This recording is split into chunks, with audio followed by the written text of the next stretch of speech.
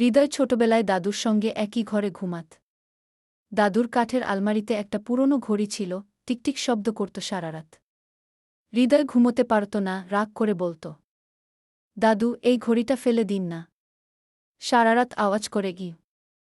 দাদু হেসে বলতেন, এই ঘড়িটাই তো বলে দেয় আমি এখনো আছি গু। বছর কেটে যায়। হৃদয় বড় হয়, শহরে চলে যায় পড়াশোনার জন্য। দাদু গ্রামের বাড়িতে একা থাকেন। মাঝে মাঝে ফোনে কথা হয়, কিন্তু দেখা হয় না মাসের পর মাস। একদিন খবর আসে দাদু অসুস্থ। হৃদয় ছুটে আসে গ্রামে। ঘরে ঢুকে দেখে দাদু শুয়ে আছেন, পাশে সেই ঘড়িটা এখনও টিকটিক করছে। দাদু দুর্বল কণ্ঠে বললেন, বাবা, ঘড়িটা যতদিন বাজবে মনে রাখবি আমি তোর সঙ্গে আছি।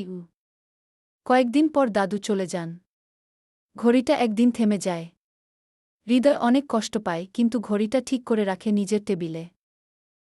যখনই ঘড়ির শব্দ শোনে মনে হয় দাদু পাশেই বসে আছেন, বলছেন, সময় কারো জন্য থামে না, কিন্তু ভালোবাসা থেমে যায় না। বছর পর হৃদয় নিজের নাতিকে সেই ঘড়ি দেখিয়ে বলে, এই ঘড়িটা আমার দাদুর, যতদিন এটা বাজবে ততদিন আমাদের গল্প চলবে। ঘড়ির টিকটিক শব্দে ঘর ভরে ওঠে, সময়, ভালোবাসা আর স্মৃতির এক মিশেল হয়ে।